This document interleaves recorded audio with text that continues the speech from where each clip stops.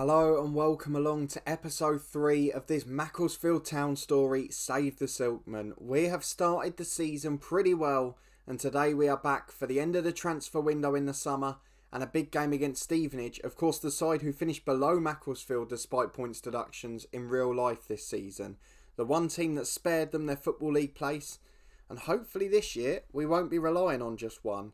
Because after setting this challenge, the thing that can really go wrong for us now is off the pitch action. Because on it, we look like a comfortable League 2 side, and that's not what I was expecting at the start. We've managed to bring in a few more little signings to really help us and contribute to the squad. We've got one more potential deal to do, and we're still trying to get one or two out of the club. But otherwise, it's been a really promising start. However, we have got to bear in mind that at home, we have played the side who are currently bottom, and the two sides expected to finish 24th and 23rd by the media. The only two that before pre-season were expected to finish below us. So they've been our 3 home games so far, and as a result, I don't want to read too much into what's been happening. However, we've looked solid, we're getting a bit more expansive, and I think certainly a 20th or 19th place finish shouldn't be beyond the realms. But today we're playing Stevenage, who currently occupy that 20th, and we'll get a bit of an indicator as to whether that's going to be possible. So if you are looking forward to this episode, please do chuck a thumbs up on the video. Thank you to everyone who's joined along for the first 2. You can catch up with the series so far in the eye above. And of course, subscribe down below and turn that notification bell on to keep up to date with all the content on the channel, as well as our weekly live streams every Tuesday at 10 AM. So if you are free this Tuesday, please do pop in and say hello. But before we go and have a look at our form and get into this Stevenage game, I want to have a quick look at the transfer business we've been doing. And you'll also get to see the one player we're trying to bring in. Now this one's a squad player for versatility. It's James Weir, former Manchester United youngster, has played for Hull and Wigan and has now come here as a sort of versatile midfield player. We've had him on trial and we see him as being a decent pro. And to be honest, at the moment, particularly in that midfield area, everyone else is a loan player. So we're trying to get a little bit of quality in that isn't on loan. And I think James Weir will do that and allow us to fill the bench with a bit more quality. So hopefully that one will get done. But more importantly, it's the ones that we've already finished. So no more going out just yet, but 4 more additions to the squad. 2 of them free transfers. One looks bizarre, but I'll explain all. So Sam Habergum is the first one. He's played for Lincoln in the past and Braintree in the National League. He's a good left fullback, probably top National League, lower League 2. 3-star ability, 3-star potential. He's got a long throw, which suits us down to the ground. He also good free kick taker, which will help us if he can nick 1 or 2 goals, and great set piece delivery from corners too.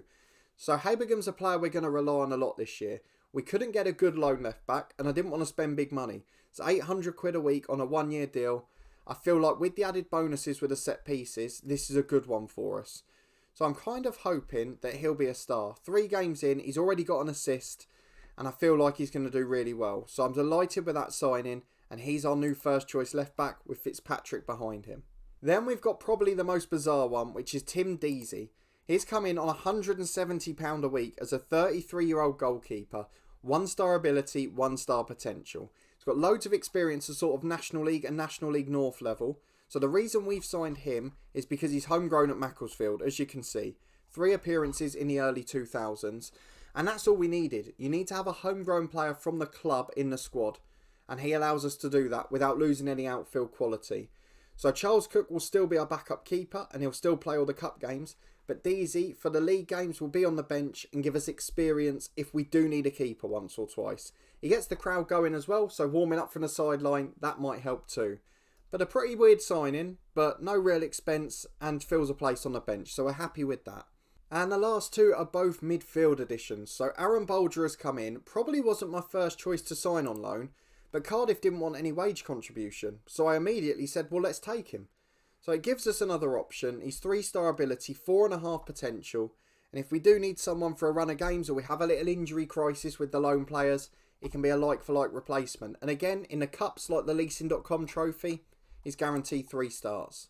But the final one is probably the best. He is the new starter alongside Cian Flanagan. It is Ellis Chapman from Lincoln City, an 18-year-old midfielder with an absolute depth of potential. He's already played 7 games for Lincoln. He's played 14 for Chesterfield in the league, and he is a superstar. 4-star ability, 5-star potential. We're only paying £500 a week towards him, and he can play over on the left wing. He's a really solid pro. So although the squad's a bit young now, we have got a few experienced players in. He got an assist on his debut, Chapman, and he looks a superstar. So I'm really excited for what he can do for us.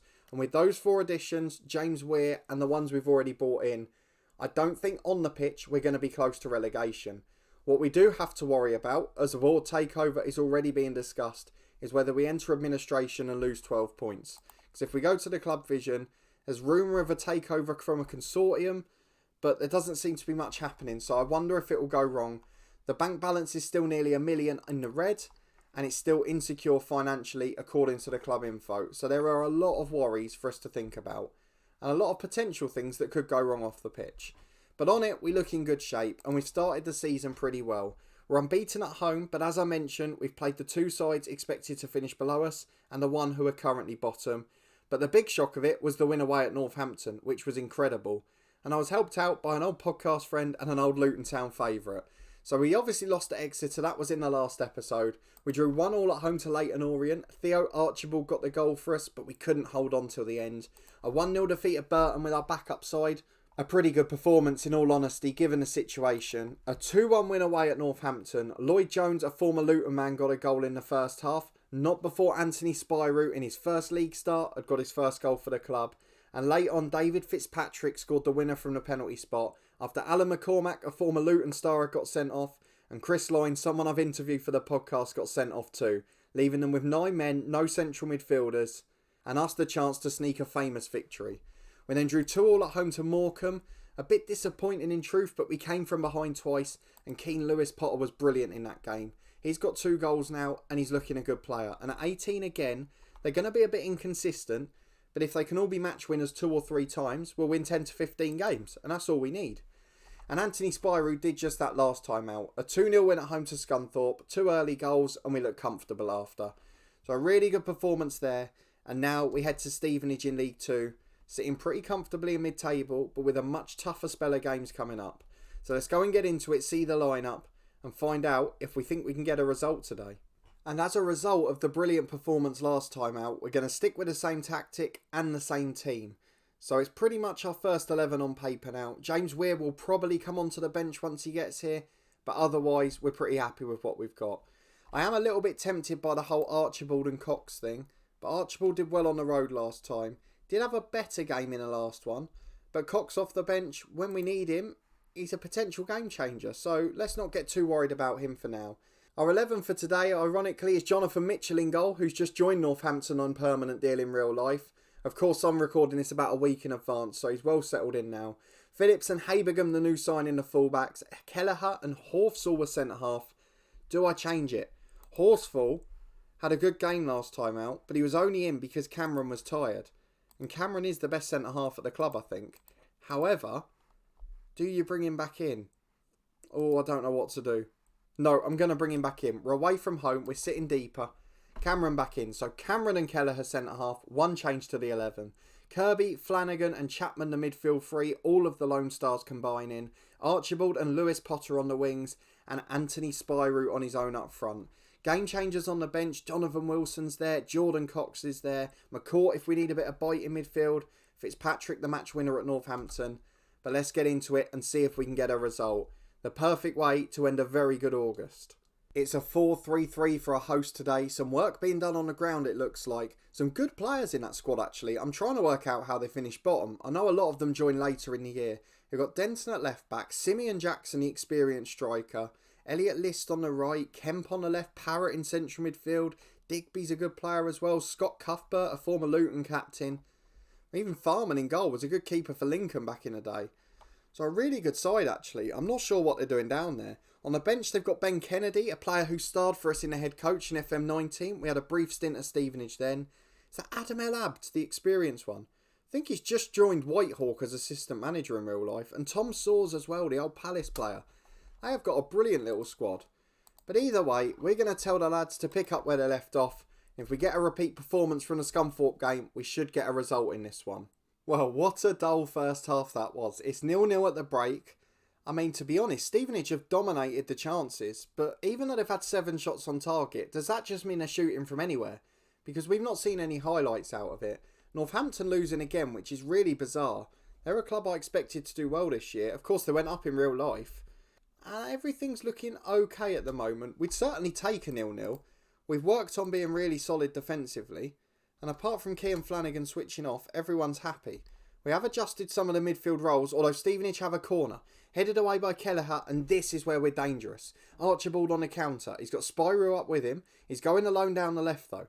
Archibald cuts it in. Spyro's in the middle, and Jed's just over the bar.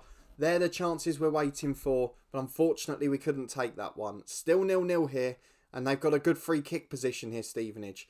30 yards out. I don't know what Lewis Potter was doing on the right there, but it is a dangerous area for Parrott, who is a good set-piece taker, and he's hit the post with that one. Digby gets to the rebound first. Good challenge by Flanagan, though, and cleared downfield by Macclesfield, who survive another scary moment.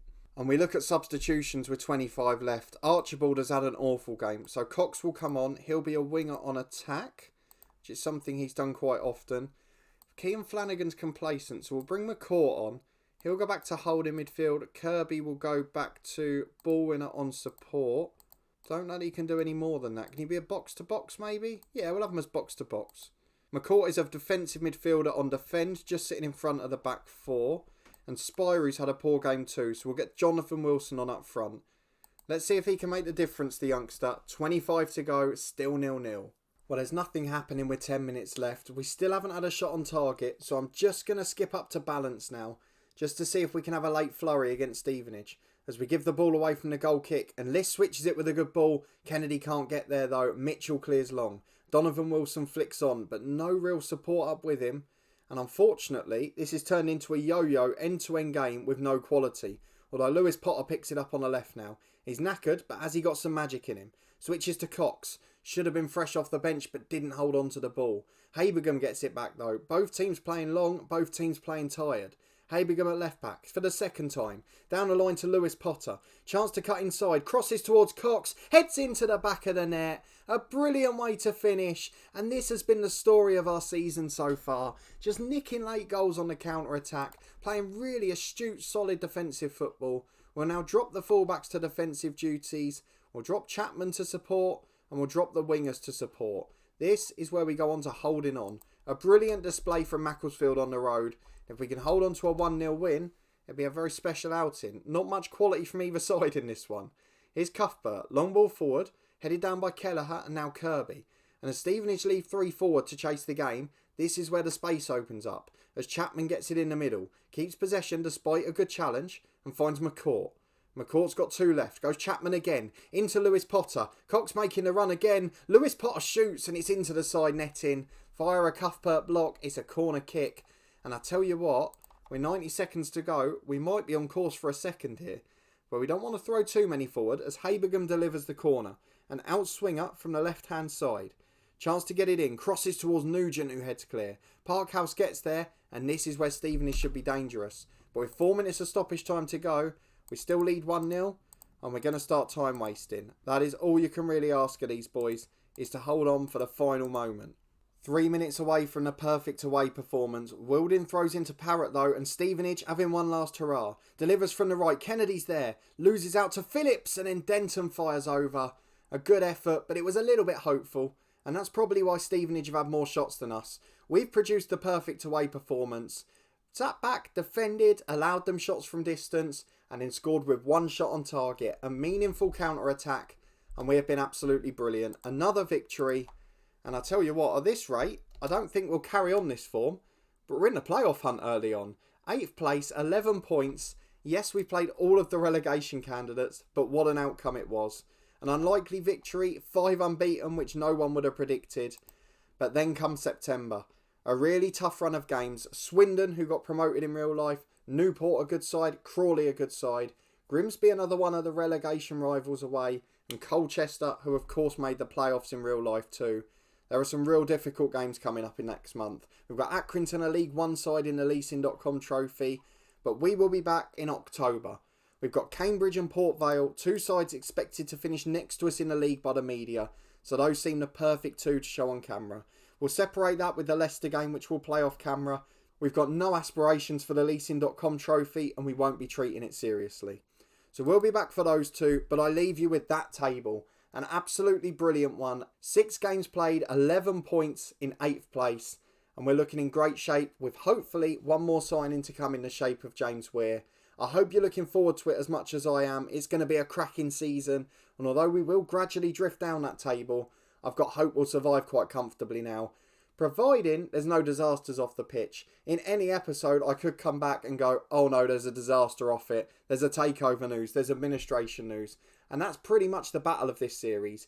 Keeping Macclesfield not just out of the relegation zone, but more than 12 points clear at all times. So if you are looking forward to that battle and what is sure to be a very interesting season here, please do put a thumbs up on the video, subscribe down below and turn those notifications on for alerts of daily FM20 content. This series back every Saturday and Sunday at 1 PM. We've got the head coach and Dorking Wanderers, the 2 long-term saves every day at 4:30.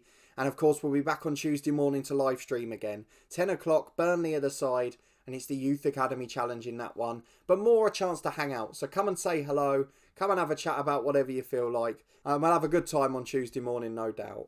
As I forgot to ask last time out, let me know where you think we're going to finish with Macclesfield this year. Both prior and post points deductions. And do you think we'll have any? Of course, we could get a tycoon and this could become a very different save. But that's quite unlikely at a club like Macclesfield, I suspect. Finally, please do check out the podcast channel in the eye above as well. We've got loads of predictions, podcasts, vlogs and interviews as well. We've been lucky enough to interview loads of pros over the last year. I mentioned Chris Lines, the Northampton player. There's quite a few in this league too that we'll come up against that I will have interviewed. Anthony Sarcevic at Plymouth probably being the star among them. But I really hope you're enjoying the new series. Thank you so much for your support with it. And a big thanks for watching and your support as always. I hope to see you next time for 2 more big 6-pointers in League 2.